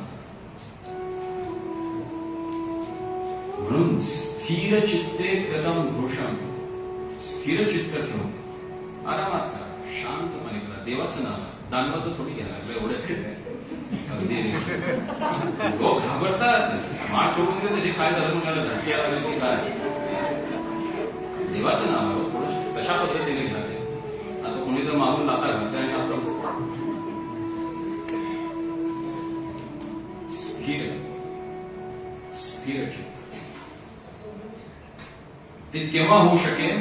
ज्यावेळी मनामध्ये संदिग्धता नसेल, त्या मंत्राविषयी मनात संदिग्ध असेल, त्याची तुम्हाला जर महती माहित नसेल तर माणसाचं चित्त व्यग्र होऊन जातं इतर गोष्टींमध्ये. आणि ज्यावेळी त्या महत्व कळतं त्या नामाचं, त्यावेळी तुम्ही एकाग्र चित्त करू शकता. अवैष्णवो हतो देशो हतम श्राद्ध पात्रकम हतम श्रोत्रियो दानमाचारम हतम कुलम. ते म्हणतात की वैष्णव ज्या देशामध्ये नसेल त्या देशाचा नाश होणार. भागवत हे सांगते, भागवत महात्म्य सांगते, मी नाही सांगते. जिथे श्राद्ध व्यवस्थित होत नसेल तो वंश नाश होणार. आणि जिथे श्रोत्रिय नसते म्हणजे ब्राह्मण नसते तिथे दान आणि आचार आणि कुलसंस्कार सगळे नष्ट होणार. म्हणून ते म्हणतात की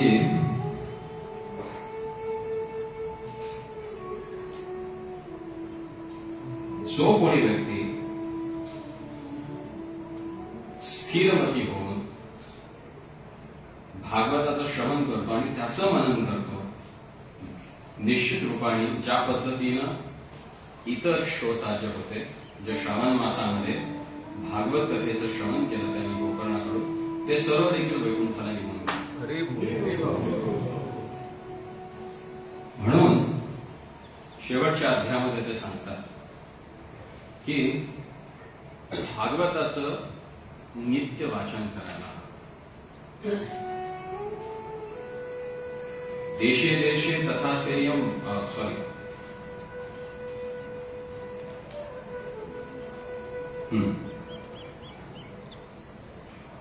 प्रतिश्लोकम द्वेष.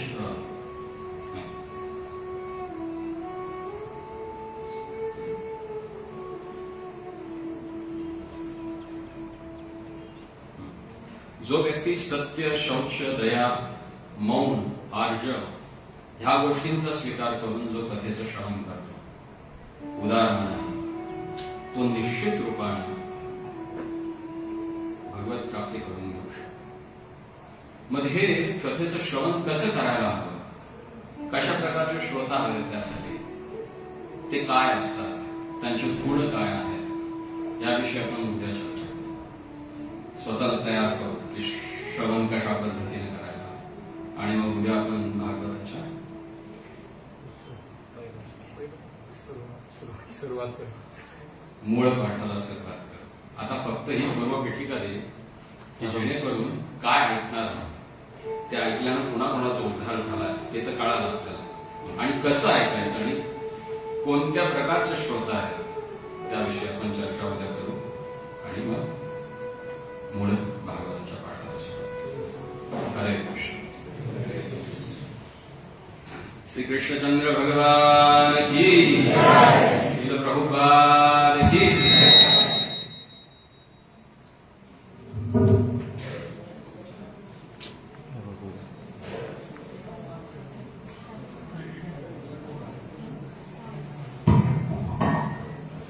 हरे कृष्ण.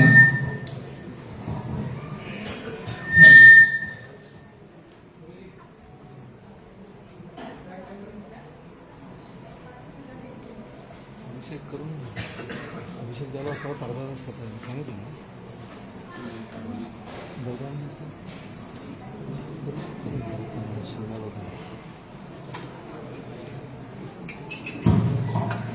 हरे कृष्णा कृष्णा कृष्णा हरे हरे.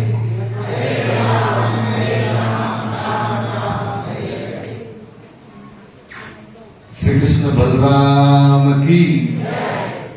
आदरणीय गोविंद भक्त प्रभुजने,